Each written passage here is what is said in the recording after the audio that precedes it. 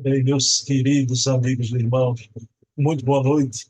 Estamos aqui para mais um programa CSA e Fontes Primárias, que acontece todo terceiro sábado, sempre às 20 horas, na companhia do querido e grande pesquisador, o ícone da pesquisa espírita do Brasil, Carlos Sete Bastos. É um amigo, mas é também aquele por quem eu nutro uma admiração imensa, um tremendo respeito da minha parte para com ele. Quero dizer que é uma honra dividir esse programa com o Carlos Sete e tê-lo aqui todo mês, né? Principalmente trazendo o que ele traz, né? Fontes primárias, documentos importantíssimos já da história do Espiritismo. Na noite de hoje, por exemplo, a gente vai aqui, não é, trazer a senhorita Jafé, médio de Kardec, mas uma biografia totalmente reconstruída na realidade, não baseada em impressões, sem bater com a verdade, tá? Como vários pontos da biografia da médium, né, foram falseados por falta de elementos, mas não podiam romancear em cima da falta de elementos, e às vezes até por má intenção. Tá? Então, na noite de hoje, vamos conhecer a verdadeira senhorita Jafé e o verdadeiro nome. Então, vamos iniciar o nosso programa de hoje elevando o pensamento a Deus, agradecendo ao nosso Pai de bondade infinita por mais essa oportunidade de entrevistar Carlos Sete e que possamos realizar um bom trabalho, um trabalho útil, um trabalho de utilidade pública para o movimento espírita brasileiro, através de toda uma documentação original dos pródromos do Espiritismo em França, no seu alvorecer, chegada à Terra, da terceira revelação de Deus à humanidade. Então, pedindo permissão a Jesus, a quem tudo devemos, iniciamos o nosso programa da noite de hoje. Bem, meus queridos amigos e irmãos, antes de passar aqui a palavra para o Carlos Sete, trazer o Carlos Sete para a nossa tela, eu quero dizer que aqueles programas semanais vieram para o fim de semana. Então, são 4 programas no sábado, primeiro, segundo, terceiro e quarto sábado tem programa, respectivamente. Programa sobre Leon Denis no primeiro, com Charles Kemp. No segundo, Memórias e Reflexões, com César Perry de Carvalho. No terceiro sábado, este com o querido Carlos Sete Bastos. E no quarto sábado, Chico Xavier, o apóstolo da mediunidade, com o querido Leonardo Marra. Nos domingos, passamos a ter também 4 programas, um a cada domingo. No primeiro domingo, o programa Hermínio Che Miranda, o grande escriba, com Ana Maria Miranda. No segundo domingo, Herculano Pires, o metro que melhor mediu Kardec, com Heloísa Pires. No terceiro domingo, o programa Resenha Literária, com o pesquisador e documentarista Silvio Mariano. E no quarto domingo, o programa Bezerra de Menezes, o Kardec brasileiro, com o historiador Luciano Klein. 8 programas à disposição de vocês, né? Basta acessar o nosso canal e ver quando quiser e quando lhe aprouver. Tá? Fica aqui o convite, vocês não vão se arrepender. Ok?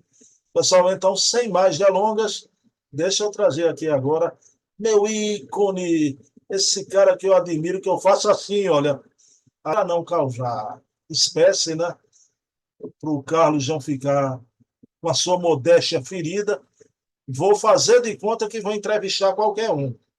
Mas vocês já sabem que eu vou entrevistar, né, aquele que, para mim, eu sou fã de carteirinha, number one, fã de Carlos Sete Bastos. 2 minutinhos, pessoal.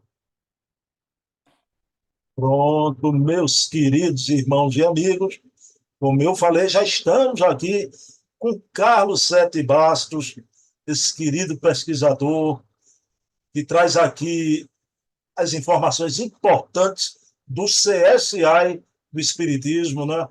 Esse nicho de pesquisa sensacional, né? Para a história do movimento espírita brasileiro e mundial, né? Me permita dizer, Carlos, o teu trabalho é um trabalho de utilidade pública, né? Para o movimento espírita. Eu penso assim, né? Mas é de mais nada, né? Boa noite, meu ícone querido. Tudo bom, Carlos? Como vai você? Boa noite, Bruno. Tudo bem? Muita alegria estar aqui com você novamente. E vamos aí ao trabalho. Rapaz, eu estou me sentindo muito bem, né? Com essas vibrações, porque a gente começou o programa, o primeiro programa, o mês passado, eu lhe parabenizei pela chegada do Biel, né? Então, Uhum. você nessa fase nova, iniciando aqui o programa com a gente. E agora, novamente, a fábrica Sete Baixos não para. Então, a outra filha do Carlos deu à luz a uma bebezinha linda, né? Que é Beatriz, a linda Bia, né? Carlos Sete, parabéns novamente. E agora, essa sensação de ser avô de uma menininha, como é que é? É inenarrável, né? A alegria dos netos, né? Tanto o Gabriel quanto a Beatriz, só quem vivencia essa situação como avô que realmente pode sentir, né?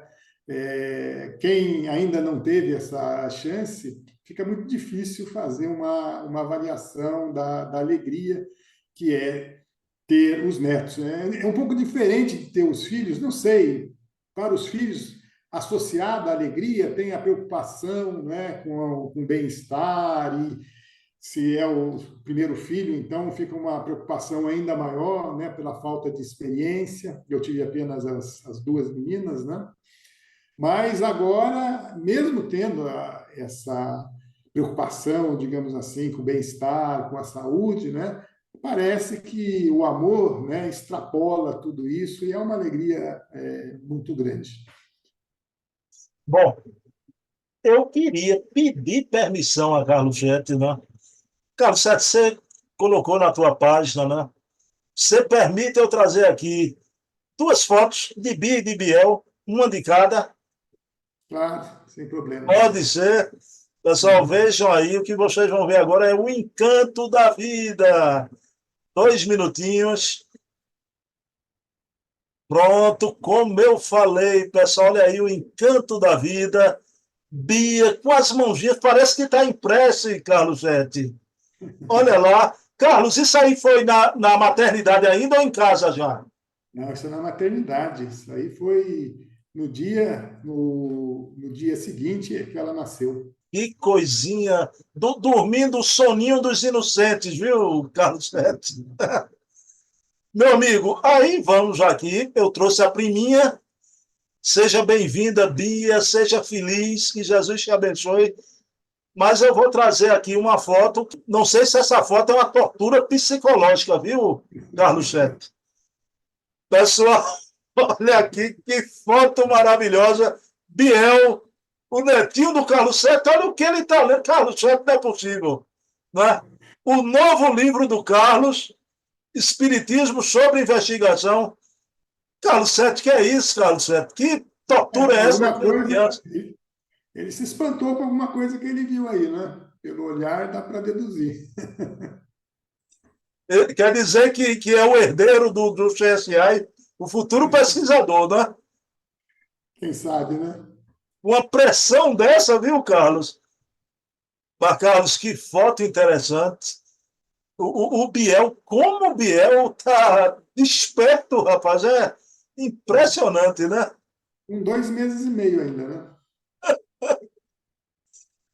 Bom, pessoal, como eu falei, isso é o encanto da vida. Deixa eu voltar aqui para o Carlos. Me diga uma coisa, Carlos, qual é a diferença, né? Ser vô é ser pai 2 vezes, sem as preocupações, não é, Carlos? Isso, exatamente, né? Um pouco de preocupação você sempre tem, né? Você acompanha, quem acompanha o dia a dia da família, né? Realmente você fica bastante ligado, mas a alegria supera qualquer preocupação. Pronto, então, meu amigo, parabéns, seja feliz, né? Você plantou a árvore, eu acho já, não é possível. Escreveu um livro, né? E teve filhos e agora netinhos, né? Deus abençoe a tua família. Mas, Carlos, vamos lá. Você escolheu aqui, anunciou os próximos capítulos, né, no programa passado, que a gente ia tratar da senhorita Jafé. Tá? Senhorita Jafé. Carlos, você sabe que há muita controvérsia em torno dessas personagens, né? Que graças a trabalhos como o seu, você está realizando um trabalho, por isso que eu digo de utilidade pública. Hoje a gente aqui vai dirimir muitas dúvidas e até alguns equívocos sobre essa personalidade, né? Essa grande média de Kardec. Carlos, a primeira pergunta que eu te faço, qual foi o fio da meada que levou Carlos a descobrir, né, a verdadeira identidade da senhorita Jafé? Nós pesquisamos nos arquivos municipais de Paris pelo sobrenome Becquet, que a Celina tinha revelado numa entrevista que havia dado a Aksakoff em 1873, se não me engano, mas que foi publicada algum tempo depois. E nessa entrevista ela revela o seu verdadeiro nome, Celina Becquet. A partir disso, nós entramos nos arquivos municipais de Paris e identificamos o processo de sucessão, né? O inventário de uma Celina Becquet. Mas nós não tínhamos mais informações, era necessário ir presencialmente aos arquivos municipais para ter acesso a mais detalhes do inventário. Nós havíamos só encontrado a ficha. Como o Charles Kempf, nosso amigo, nosso colega, pesquisador também, sempre se mostrou à disposição, nós passamos as coordenadas para ele, dizendo exatamente onde deveria estar a documentação do inventário.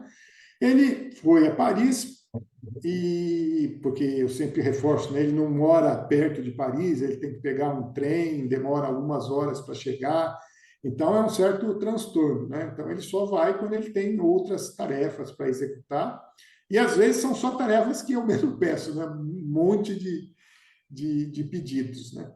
Mas nesse caso ele foi e encontrou um inventário, mas o inventário não nos ajudou a ter certeza com relação à identidade, porque nós temos que ter preocupação com homônimos. Por exemplo, na mesma data, no mesmo ano que desencarnou Celina Becquet, havia desencarnado uma outra moça chamada Celine Becquet, mas que havia nascido, se não me engano, em 1950, então ela tinha pouca idade.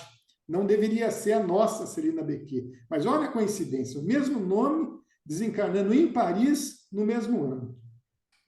Então, nós temos que ter mais elementos para cruzar as informações e termos certeza de quem nós estamos pesquisando é realmente aquele que nós encontramos a documentação. Então, nós tínhamos um endereço neste inventário, mas que não correspondia ao endereço que nós sabíamos que ela havia morado devido àquela entrevista com a Aksakoff. Se não me engano, ele diz que teve dificuldades para encontrá-la, porque ela estava meio à sombra do movimento espírita, mas na rua tal, Rua dos Arquivos, se não me engano, é onde ela morava e era onde ele havia feito a entrevista. Mas no inventário estava uma outra rua, um impasse, não sei das quantas. Então era necessário buscar o testamento, porque pelo menos o inventário fazia uma referência ao testamento.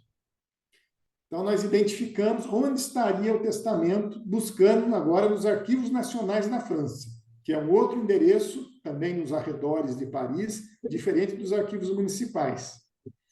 Só que o Charles não podia ir, tinha outras atividades. Daí um colega, tinha um outro colega que se predispôs a ir, então, aos arquivos nacionais da França. Também dá um certo trabalho, que você tem que agendar com antecedência, né? Porque você não pode simplesmente chegar lá e falar, eu quero ver a caixa número tal que estão os documentos, né? Tem que fazer um agendamento prévio, é tudo bastante planejado, bastante organizado. Mas, enfim, ele foi e tirou as cópias do testamento da Celina Becquet. E, para nossa agradável surpresa, né, nesse testamento tinha a própria assinatura dela, dizendo, né, Celina Becquet, dita Jafé. Né, que eles usavam essa palavra, né, dita, ou dit, né, quando adicionam aí um pseudônimo como ela utilizou. Então, Celina Becquet Jafé, naquele mesmo endereço que ela tinha na época em que deu a entrevista, por volta de 1870. Então, nós fechamos o cruzamento de informações, era aquela mesma, a nossa Celina Becquet. E no testamento, tinham mais informações no testamento ou no próprio inventário que nos dizia quando exatamente ela morreu. Então, a partir dessa informação, eu consigo mais facilmente encontrar o registro de óbito. Tendo o registro de óbito, eu consigo mais facilmente identificar onde ela nasceu. E assim vai, né? O novelo nós vamos buscando mais informações nesse novelo. Bom, Carlos, você já falou Celina Becquet, mas o nome completo é Celina Eugênie Becquet, é isso mesmo? Isso. Isso. Me diga uma coisa, mais uma informação. A gente vai ver aqui, mais detidamente agora, a questão dos nomes, mas a Celina Becquet não tinha 20 aninhos, não, na época do Livro dos Espíritos. Ela já era uma mulher de 35 anos, é isso? Exatamente, né? Então, com essas informações do registro de óbito, que, se não me engano, é 1884, nós descobrimos o local de nascimento, que não foi em Paris, foi em Caen, mais para o norte ou noroeste da França, se não me engano, na região da Normandia, eu suponho. Aliás, eu estive lá há muitos anos atrás, na época que eu não estava fazendo pesquisas, né? Depois que eu descobri, agora, recentemente, na verdade, que aquela cidade que eu fui a trabalho, né, era onde tinha nascido a Celina Becquet em 1822, né, data da independência do Brasil. Então, em 1857, ela tinha 35 anos de idade, não era uma mocinha mais. Bom, Carlos, aí eu ia até te fazer essa pergunta mais na frente. Eu vou puxar aqui para o iniciozinho, né? A Celina Becquet usou o nome, adotou o nome Jafé. A gente vai ver daqui a pouquinho, né? Ela era chamada a filha de Noé. A filha de Noé. Na verdade, Noé teve um filho, Jafé. Ah, então, senhorita Jafé é a filha de Noé. Por quê? Aí, por isso que eu queria perguntar a você que importância tem para Celina Becquet o senhor Rustam. E nessa pergunta já vai embutida outra, não é? Fizeram uma confusão com esse senhor Rustam, magnetizador, com o Rustem, o advogado, autor dos 4 evangelhos, né? Através de Amélie Collion, em que ele lançou aquela malfadada obra. Houve essa confusão e o senhor Rustam tem algo a ver com essa filha de Noé. Por favor, nos fale da importância do senhor Rustam para Celina Jafé. Celina Becquet. Uhum. O senhor Rustam, Jean-Pierre Rustam, é o nome completo dele, realmente não tem nada a ver com o senhor Rustam.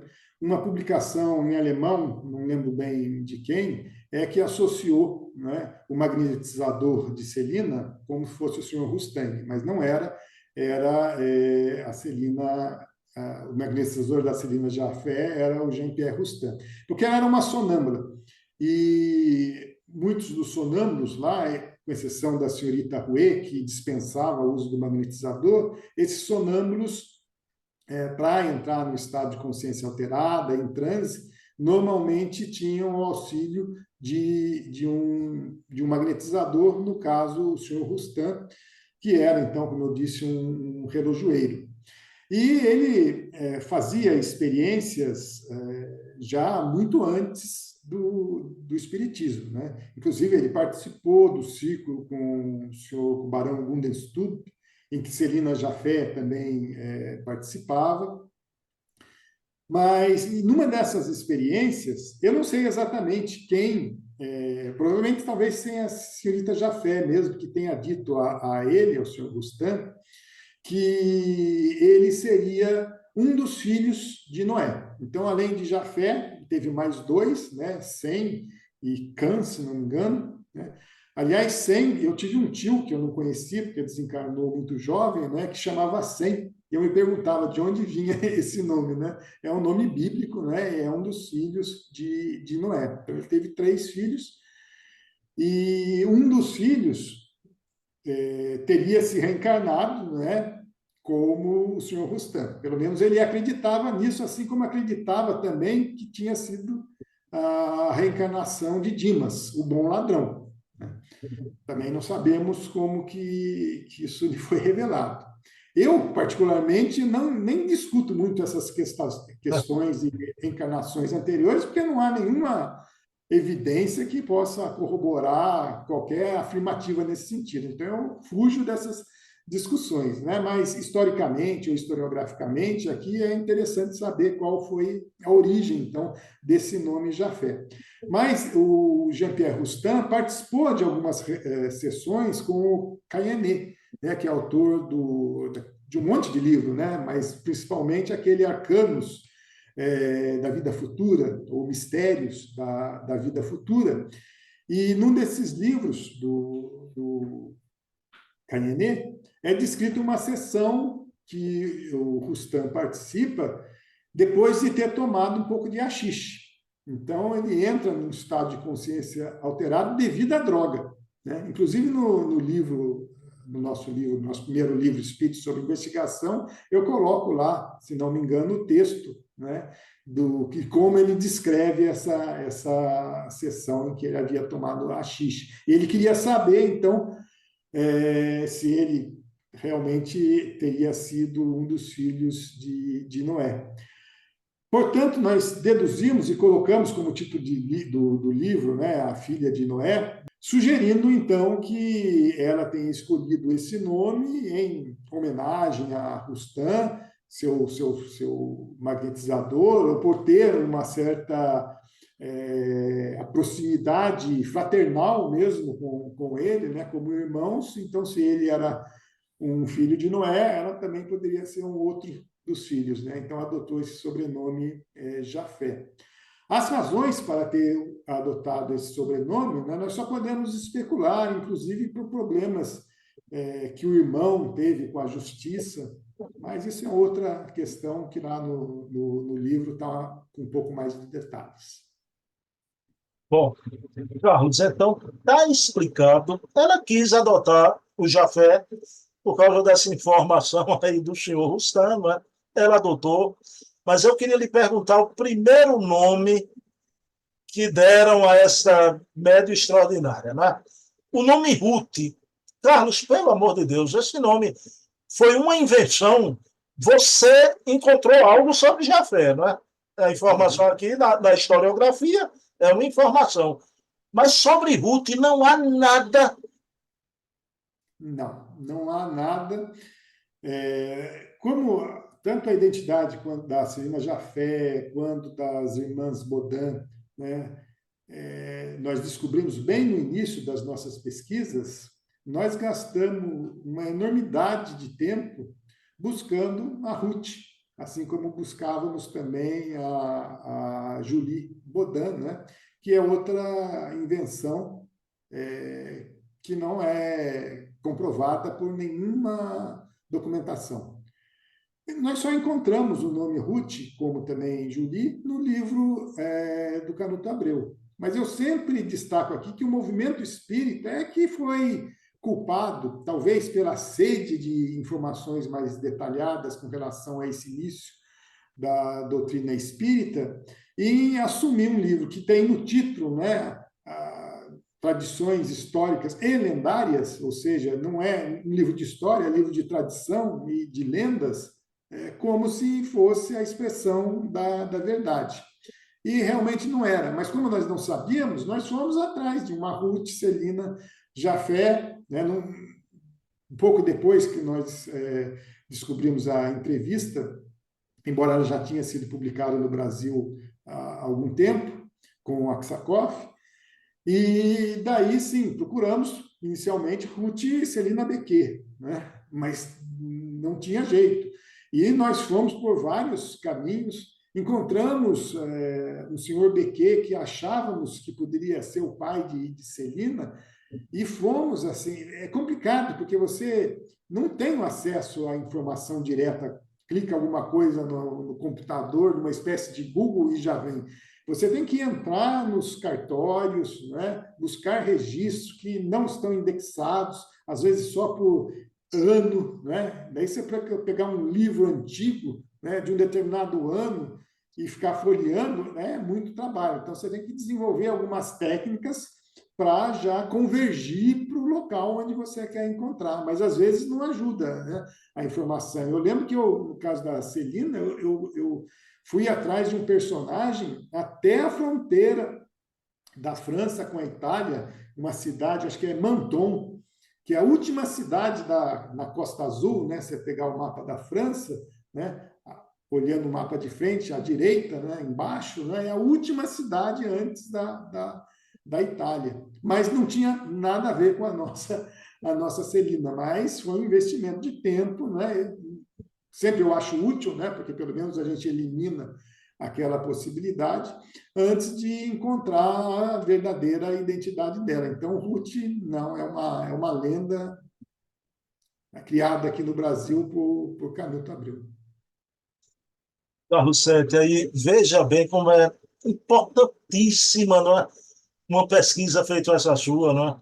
A gente sabe aquela polarização, as duas teses, né? Tem gente no movimento que diz que o Chico é a reencarnação do Kardec.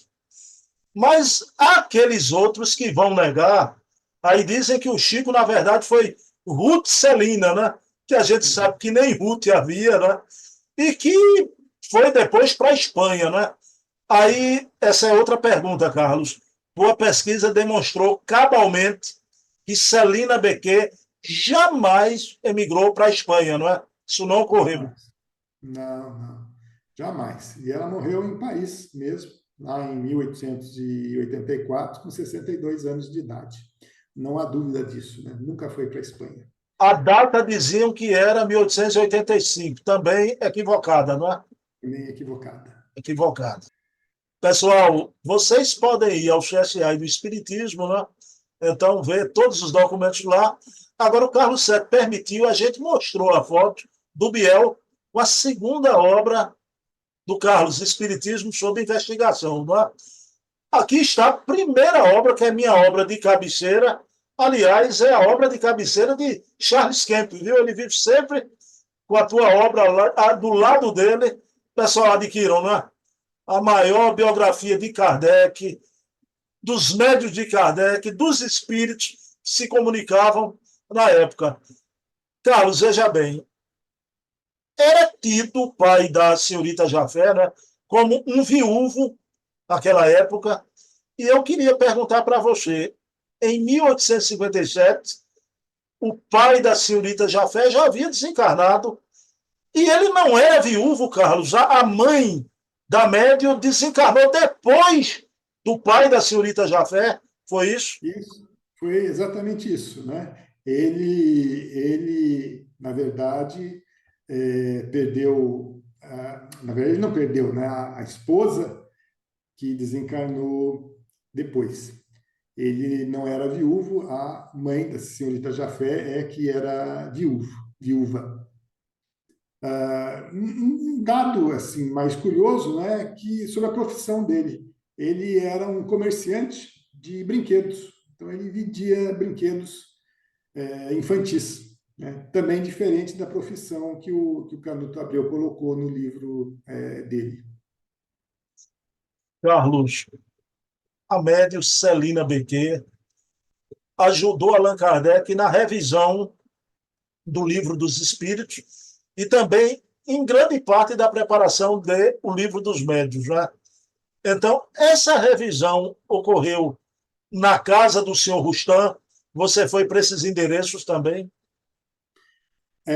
Foi na casa do senhor Rostão. Um outro dado interessante que tem sobre essa questão da revisão do Livro dos Espíritos é que Kardec ele pensava em outra pessoa depois de ter feito a preparação do Livro dos Espíritos com as irmãs Baudin.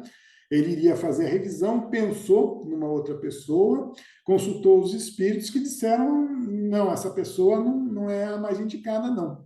Então, veja a importância de conhecer um pouco dos médiuns, né? Para que saber tantos detalhes sobre os médiuns? Claro, o mais importante, nós não temos dúvida, é o conteúdo, é a obra. Mas se nós conhecemos um pouco mais de todo o contexto em que ela foi trazida, nós vamos ter muito mais condições de entender essa obra em profundidade.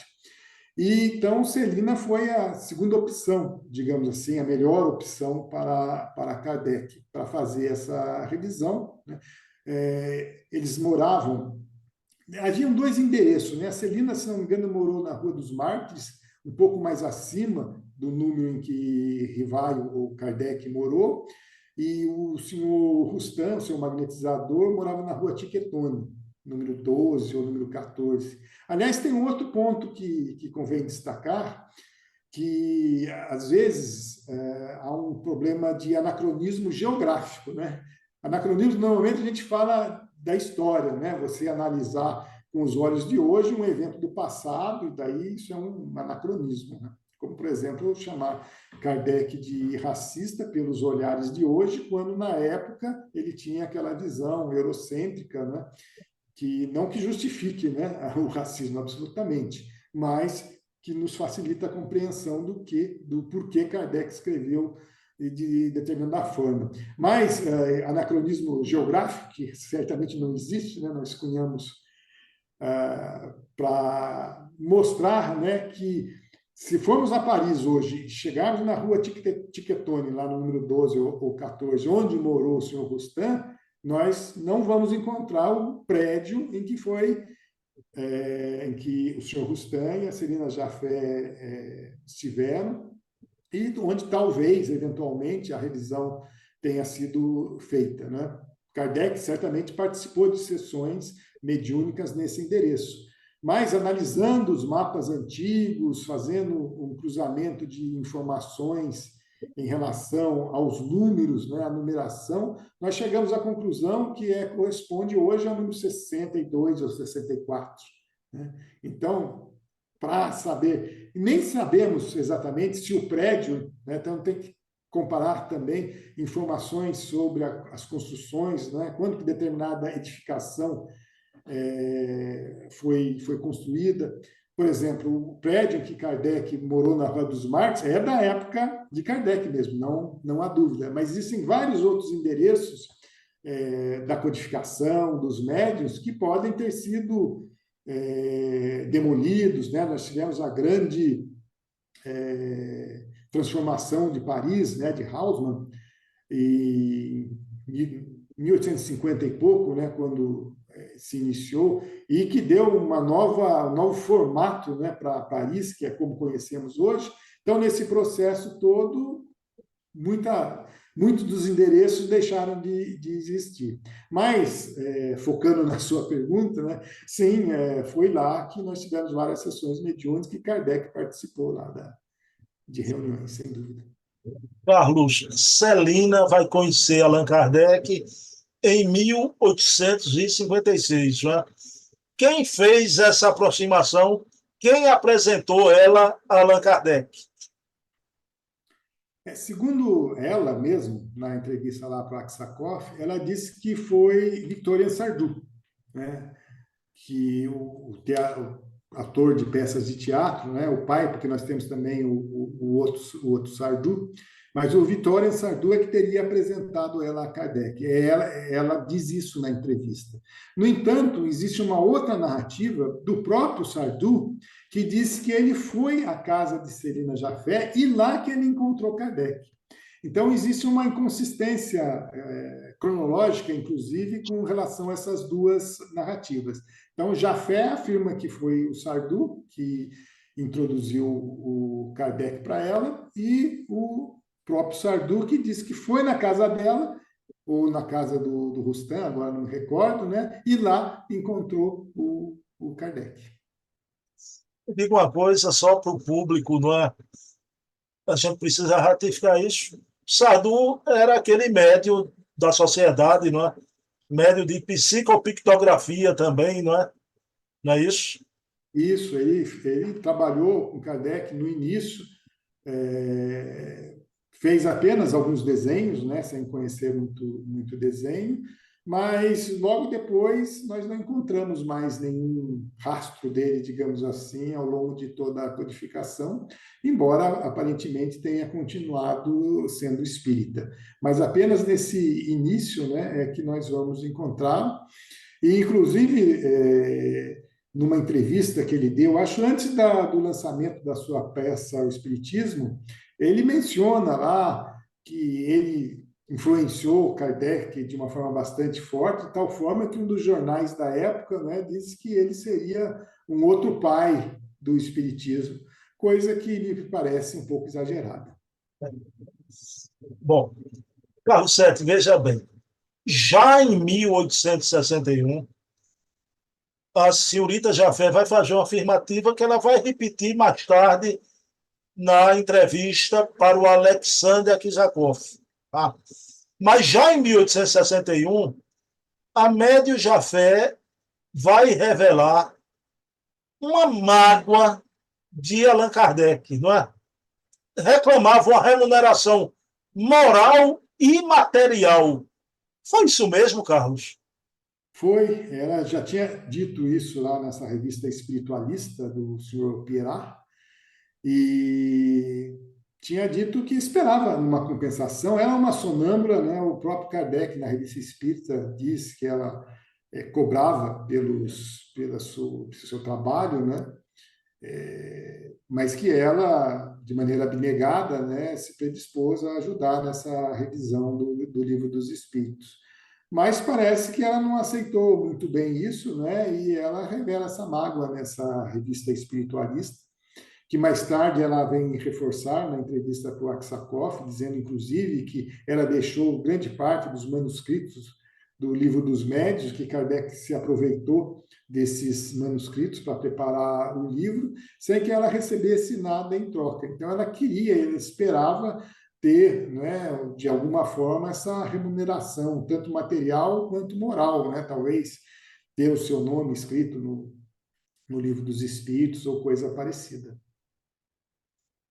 Carlos, aí vamos falar na entrevista, mas a tua pesquisa trouxe um fato que eu desconhecia, não é? Que o grande pesquisador, escritor russo, Alexander Krizakov, que o movimento espírita conhece pela autoria de uma obra importante, de 2 volumes, Animismo ou Espiritismo, não é? O Akizakov entrevistou a Celina Bequet, foi isso mesmo? Ele esteve em Paris, né? Ele não sabia onde ela morava e ela estava meio afastada do espiritismo, mas ele acabou conseguindo com uma pessoa lá o endereço dela e foi lá e fez essa entrevista que mais tarde foi publicada num jornal inglês e também num jornal alemão depois, mas primeiramente nesse jornal inglês. E teve, depois dessa entrevista, né, muitos outros artigos, né, replicando e questionando as informações que ela havia dado. Bom, Carlos, aí vamos ainda para essa entrevista, para uma questão que eu acho importante, não é? A figura de Lemarie vai aparecer aqui, é a minha questão derradeira para você, não é? Lemarie, no movimento espírita, foi tratado como a besta-fera do espiritismo, não é? O coveiro do espiritismo, etc. e tal.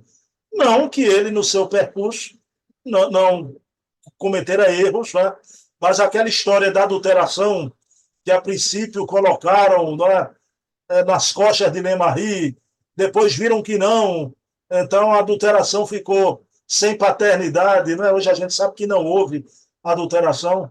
Mas a minha pergunta é para você, porque nessa entrevista, em 1873, ah, ela também revelou sua mágoa de Kardec, não é? Essa entrevista teve uma réplica de Anna Blackwell e também do grande médio Daniel Douglas Home, uma tréplica do Daniel Douglas Home. Mas quem, na verdade, saiu em defesa de Kardec foi o Lemarie, Carlos, inclusive dizendo que ela queria um tratamento especial, que Kardec não deu aos outros, deu um tratamento igual, e todos os outros, humildemente, aceitaram aquelas condições. Né? Foi essa mesma defesa de Lemarie? Foi sim.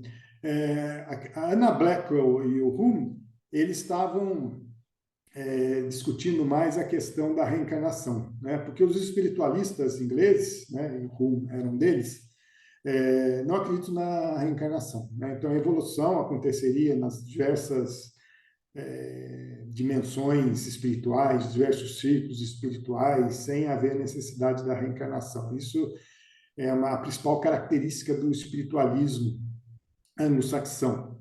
E a Anna Blackwell, embora seja, eu não lembro agora se ela é inglesa, ela viveu muito tempo nos Estados Unidos, mas se não me engano era inglesa, ela defendia os princípios espíritas, né, com relação à reencarnação. Por isso que houve esses artigos dela e do Hume.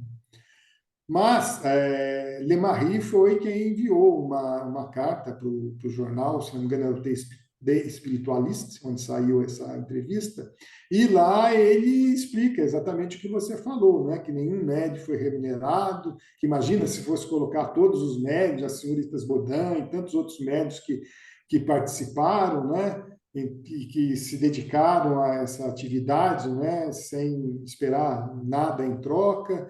Então, ele faz uma defesa muito forte de Kardec, sem dúvida nenhuma. Lemarie defendeu em várias ocasiões Kardec e também a doutrina espírita, embora ele tenha aberto certo espaço, né, para explorar determinados assuntos que não estavam alinhados à doutrina espírita. Então, abriu espaço na revista Espírita, assim como Lei Espiritismo, né, que tantos colocam como grande veículo defensor da doutrina espírita, também abriu espaço, tanto que na edição de número 1, né, nós temos lá textos de René Caillé falando sobre, não lembro exatamente se falando sobre Rustang, ou falando sobre o corpo eventual, o corpo fluídico de Jesus, né? E talvez a revista Espírita tenha dado um pouco mais de espaço, infelizmente, né? Mas para teosofia também, né? Mas fato que nunca é lembrado que, por exemplo, Lemarie rompeu com a teosofia, e como eu registrei aí no livro também, né? Mas Lemarie, sim, defendeu Kardec dessas acusações de Celina Jafé. Bom, Carlos Sete, deixa eu lhe perguntar. Hoje a gente tem os próximos capítulos. Você sabe o que é que a gente pode trazer aqui mês que vem? Podemos falar das senhoritas Bodin também, já que estamos falando do início, né, do Espiritismo, né? Podemos falar sobre as senhoritas Bodin. Vamos falar sobre as irmãs Budão. Vou provocar Carlos brincando. Era aquelas menininhas, criancinhas que psicografavam, Carlos? Vamos deixar então para o próximo mês, né? Mas não eram aquelas menininhas. Pessoal que estuda, que está por dentro, né? Mas tem muita gente. Pessoal, será se eram menininhas mesmo, né? Venham assistir mês que vem, né? Carlos, uma última questão. Eu agendei para junho, né, uma entrevista com um amigo seu que lhe admira muito, gosta muito de você, e que para mim é um tremendo pesquisador, não é? O querido João Donha. Donha estará aqui para falar sobre o controle universal dos espíritos. Donha é uma personalidade que precisa, de vez em quando, sempre ser ouvida, né, Carlos Sete? Eu acho que sim, né? É uma pessoa muito lúcida, muito esclarecida, com muito conhecimento, né? As opiniões dele podem, às vezes, não agradar a algumas pessoas, mas se nós estudarmos em profundidade, né, aquilo que está sendo discutido, nós vamos ver que a sua argumentação é bastante robusta, é bastante sólida, né?